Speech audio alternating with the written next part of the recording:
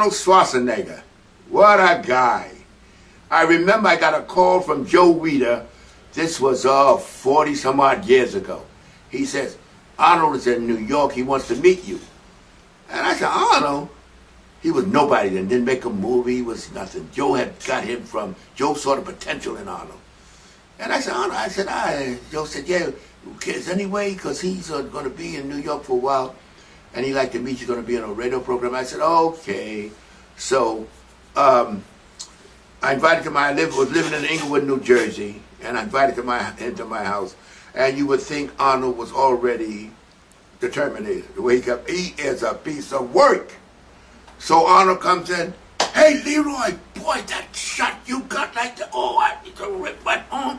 You know, he says, then he sits down, plopped down in the chair and broke the base of the chair. I said, where are you coming from, man? Because I really, be honest with you, I thought, I didn't think a lot of him, you know, at the time. He had that big, thick accent, and he was acting like he was the king of the world. And but yet it wasn't offensive. And he says, and then we sat down, my wife cooked dinner, and we sitting down eating, and Arnold was maybe 21 years old then. And he says, I'm going to be a star. We all laughed. I laughed so bad I got a pain in my side. Because here was a guy, at that time bodybuilding was still looked down upon, still was like a cult. And here was a guy with an accent you couldn't chop with a knife, big and loud, and he's going to be a star.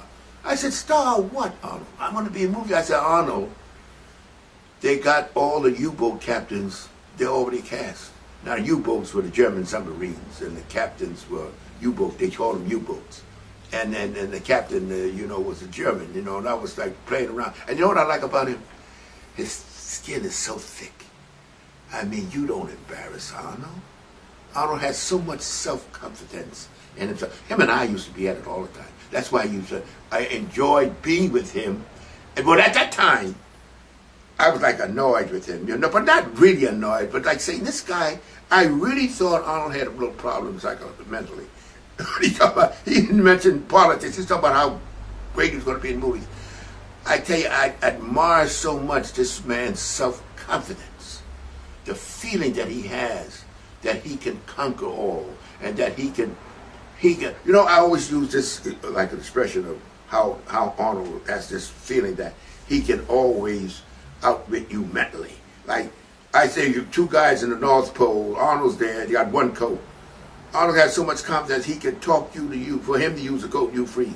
Of course, that's just, I'm just giving you an idea how much confidence he has in his own ability to seduce and get people to do what he wants to do. And so him and I used to be at it all the time. I mean, if you look on my website, you'll see pictures, people caught on impromptu, him and I arguing, but not arguing, you know, in an angry manner. I'll never forget. Now, here we are all judging this contest. Arnold's the youngest fellow, much younger than us. And I said, the balls Arnold has. I mean, I admired. Now, we judged the contest, so Arnold gets up, picks up the scoring cards, and start going in the back. I said, where you going? Oh, I'm going in the back to add him up. I said, you going to what? All those assholes sat there. When you take over, people let you take over.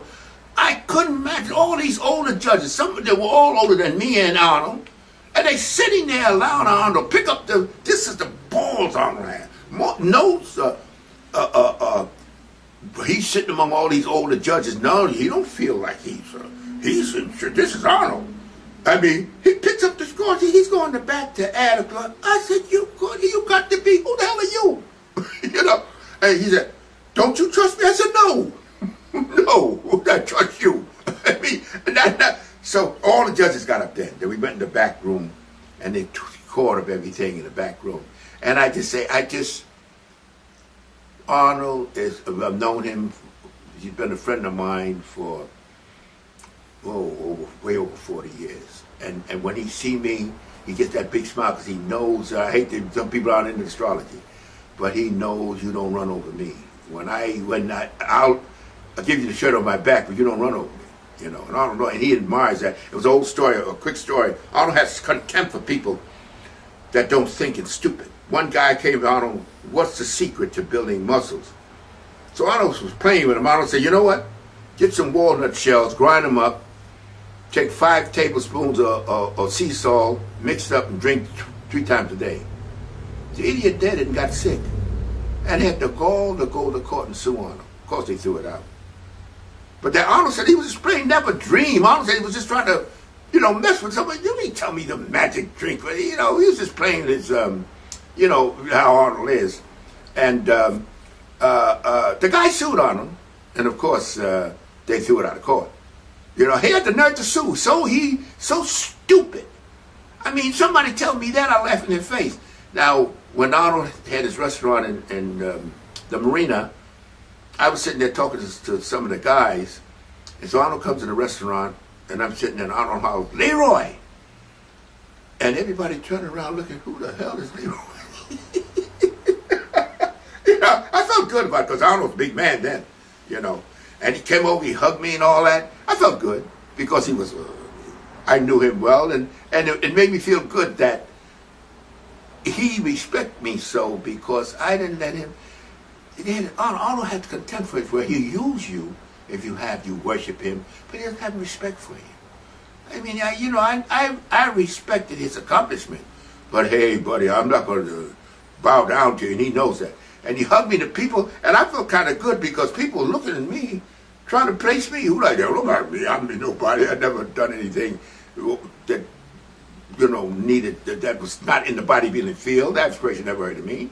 But everybody knew Arnold. He's a big man then. And I felt very good about him. He's a good man. I'm not knocking him. He's a good, but Arnold is a very driven man.